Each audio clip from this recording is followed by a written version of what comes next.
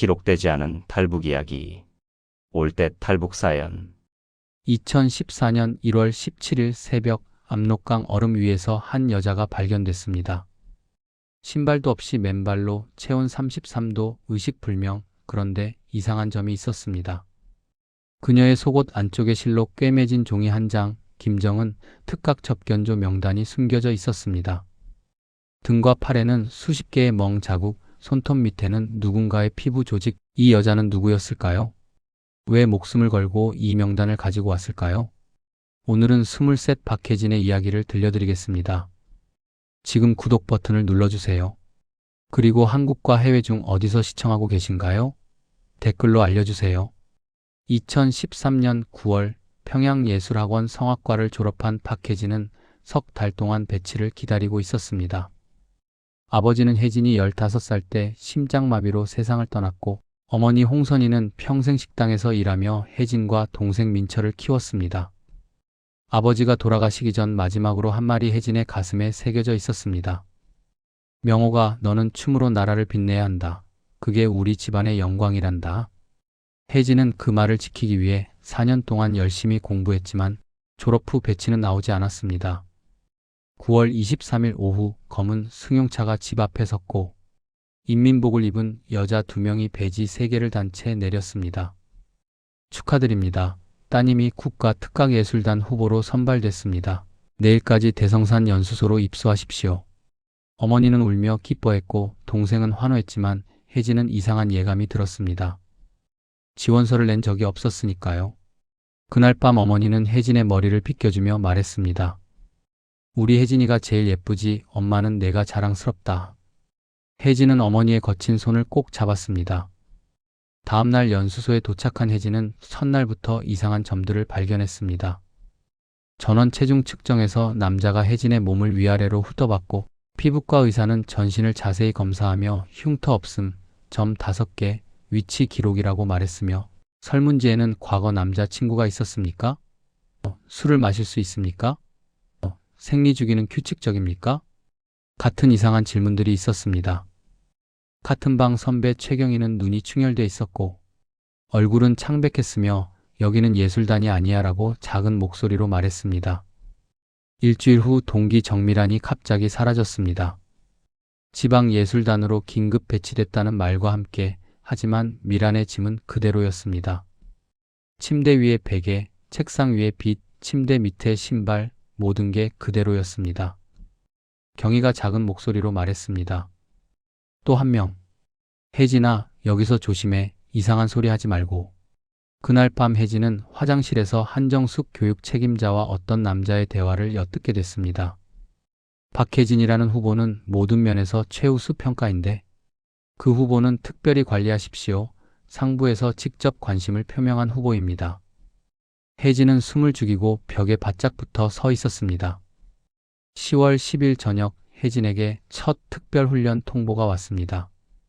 박혜진 동무, 오늘 저녁 7시 1층 제3훈련실로 오십시오.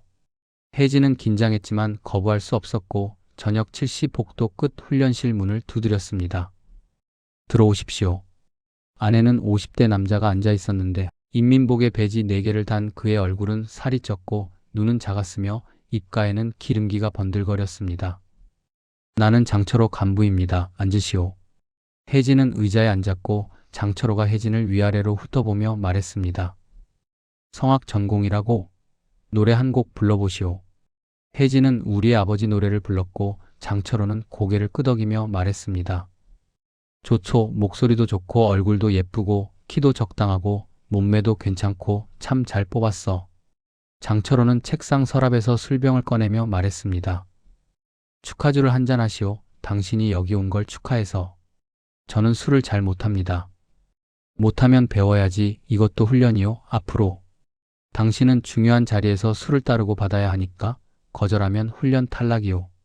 장철호는 잔에 술을 가득 따라 혜진에게 건넸고 혜진은 어쩔 수 없이 잔을 받아 마셨다. 목이 타고 기침이 나왔습니다. 기침. 처음이라 그래. 익숙해져야지. 하나 더. 장철호는 계속 술을 따랐고 혜진은 2잔, 3잔, 4잔을 마시며 머리가 점점 어지러워졌습니다. 박혜진 동무, 당신은 앞으로 아주 중요한 임무를 맡게 될 거예요. 이건 영광스러운 일이고 당신 가족에게도 큰 영광이 될 거예요. 무슨 임무입니까? 상부 간부들을 접견하는 임무지. 노래도 부르고 대화도 하고 술도 따르고 뭐 여러 가지. 알겠소? 혜진은 술에 취해 정확히 이해하지 못했지만 뭔가 매우 잘못됐다는 걸 본능적으로 느꼈습니다. 장철호가 일어나 혜진에게 다가오며 말했습니다. 자, 일어나 보시오. 자세를 확인해야 하니까. 예? 일어나서 걸어보시오. 걷는 자세, 서 있는 자세를 봐야 하니까. 혜진은 떨리는 다리로 일어났고 장철호는 혜진 주위를 천천히 돌며 관찰했는데 키도 적당하고 어깨 라인도 좋고 허리도 가늘고 다리도 길고 라고 중얼거리며 갑자기 손을 뻗어 혜진의 어깨에 닿았습니다. 혜진은 움찔하며 뒤로 물러섰고 가만히 있으시오. 검사하는 거니까. 여기는 그런 곳이 아니야 라고 장철호가 말했습니다. 죄송하지만 저는 이런 건. 뭐가 문제요? 이것도 훈련이요. 장철호의 목소리가 차갑게 변했습니다. 거부하면 탈락이고 탈락하면 어떻게 되는지 아시오? 당신뿐 아니라 당신 가족도 문제가 생기오. 당신 어머니가 식당에서 일하신다고? 동생이 고등중학교 다닌다고? 장철호는 비웃으며 말했습니다. 탈락하면 당신 어머니는 식당에서 잘리고 동생은 학교에서 퇴학당하고 당신 가족 전체가 지방으로 추방될 수도 있소. 심하면 정치범 수용소로 갈 수도 있지. 그러니까 순순히 따르는 게 당신과 당신 가족을 위한 거요. 알겠소? 혜진은 온몸이 얼어붙었고 입술이 파르르 떨렸으며 눈에서 눈물이 흘렀지만 소리 내어 울 수 없었습니다. 장철호는 혜진의 턱을 들어 올리며 말했습니다. 울지 마시오. 여기서 우는 건 약한 사람이 하는 거요. 당신은 강해야 해. 이 정도는 아무것도 아니야. 앞으로 더 어려운 일들이 많을 테니까. 30분 후 혜진은 방으로 돌아왔고 얼굴은 창백했으며 손은 떨렸고 옷은 흐트러져 있었습니다. 경희가 침대에서 일어나 물었습니다. 혜진아, 괜찮아? 혜진은 대답하지 못하고 그냥 침대에 쓰러져 이불을 뒤집어 썼으며 이불 속에서 소리 없이 울었고 온몸이 떨렸습니다. 경희는 혜진의 침대 옆에 앉아 등을 쓰다듬어주며 말했습니다. 혜진아, 나도 그랬어. 처음에 나도 똑같았어. 미안해. 미리 말해줬어야 했는데. 근데 말하면 너도 무서워서 도망갈까봐. 도망가면 가족이 위험해지니까. 두 사람은 그렇게 한참을 울었습니다. 사흘 후 또 호출이 왔고 이번에는 더 심했습니다. 장철호는 혜진에게 더 많은 술을 강요했고 더 가까이 다가왔으며 혜진이 거부할 때마다 가족 생각해라고 말했습니다.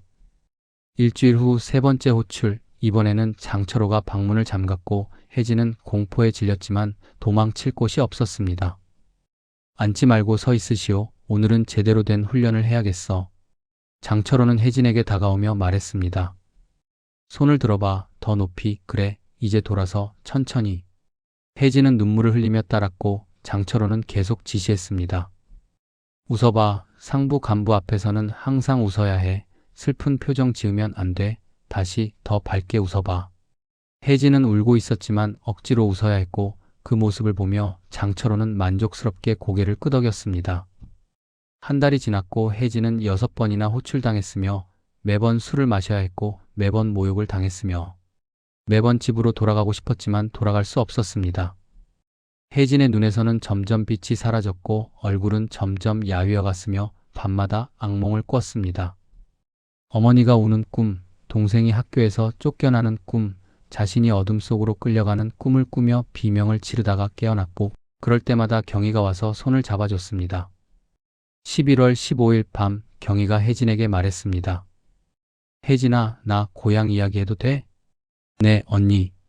우리 엄마가 아파 심장이 안 좋으셔. 내가 여기 오면 돈을 벌 수 있다고 해서 왔어. 근데 여기는 완전히 다른 거야. 엄마가 알면 어떻게 생각하실까?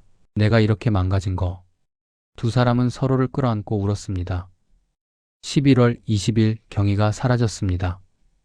특별 행사로 나갔다는 말과 함께 다시는 돌아오지 않았고 경희의 짐도 일주일 후 모두 치워졌습니다.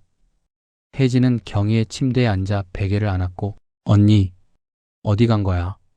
라고 중얼거리며 그날 밤 결심했습니다. 나도 곧 사라지겠구나. 그 전에 뭔가 해야 해. 여기서 나가야 해.